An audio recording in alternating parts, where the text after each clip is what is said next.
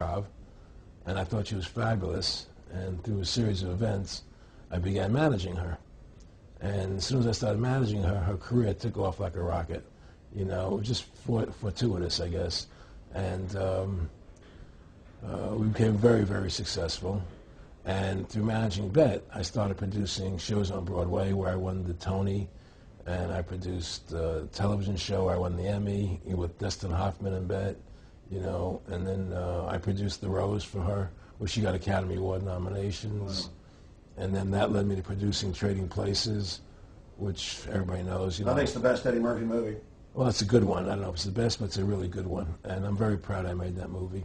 And so in my mind, I feel as if I've made a classic comedy in Trading Places, a classic musical in The Rose, and a classic documentary in Freedom to Fascism.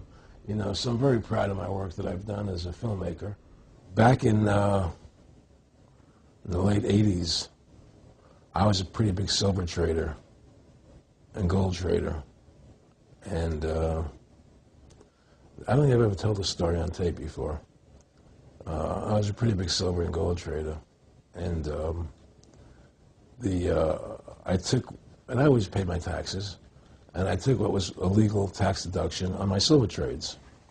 And a few years later, I think it was 88 or 89 or something, the IRS claimed that what I did, and other people did as well, was now illegal. We couldn't do it anymore. But they made it retroactive. I said, what do you mean retroactive? It was legal then. I did what was legal. I said, yeah, but now we're making it illegal retroactively. And that's not good. So you owe us $600,000 or $800,000. For what? It was legal. How could you make something retroactive? Change the law backwards in time. It makes no sense. Well, we're doing it. And so everybody said they can't do that. So we went to court, a class action lawsuit. And the judge agreed with the IRS and said they could do it retroactively.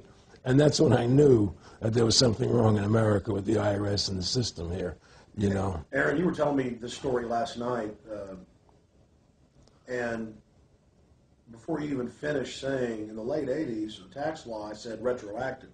And I knew that because they literally ruined my dad, but he paid. He didn't know. He still thought this was America.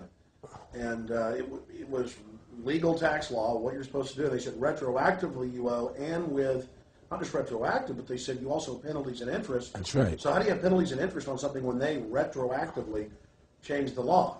Well, first of all, you can't retroactively. How can you do anything retroactively? Penalties and interest are a farce. The whole thing, because they do whatever they want to do. And that's when I realized America is not America. It's not the land that I was taught it was.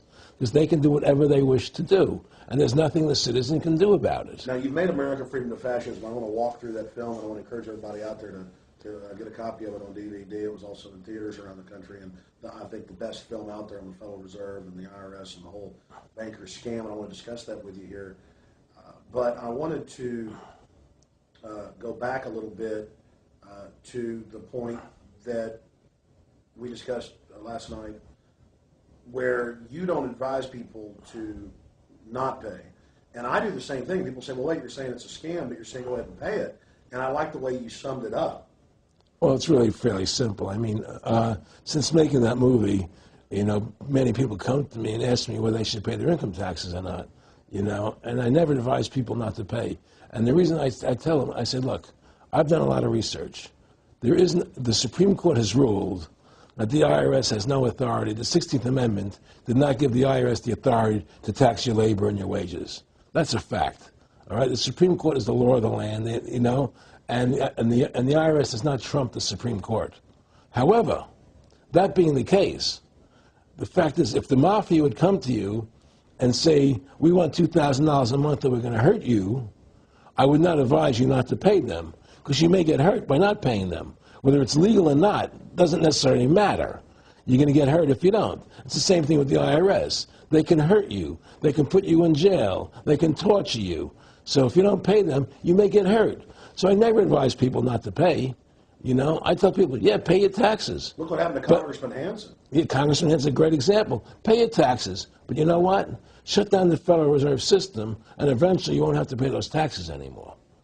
See, the IRS is a symptom of the problem.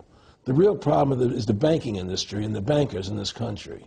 That's where the real problem lies. That's the root of our problem. Well, that's why we've lost America, okay? So, yeah, pay your taxes, because if you don't pay them, you might get hurt. And I've heard all the arguments, you know, what tax protesters say and so on and so forth. And I don't call them tax protesters. I call them the tax honesty movement, because they're being honest, you know, at least. But the fact of the matter is, you're being forced, you're being compelled to pay it, because you're facing jail sentences, you're facing time, you're facing corruption of the courts if you don't pay, right? And so you pay it, because just like you pay the mafia. But with the mafia, at least you have the government to call and try and help you to get past the mafia, to protect you. Here you have nobody to protect you. The American people are living in a matrix. They don't understand the truth of how things are working in this country, you know. And let me give you an example of what I'm talking about. The very fact is that if you ask 100 people on the street, what kind of government is America supposed to be? 99% of them will tell you a democracy. America is supposed to be a democracy. But that's a lie. That's an illusion. The word democracy is not written into the Constitution at one time. It's not in the Bill of Rights. It's not in the Declaration of Independence. The Founding Fathers hated the idea of a democracy. They thought it was the worst form of government there is. And I agree with them. Because in a democracy, 51% of the people control 49% of the people. If you're part of the 49%, you're not free. America was founded as a constitutional republic. And in that constitutional republic that we have, 99% of the people can't take away the rights of 1%.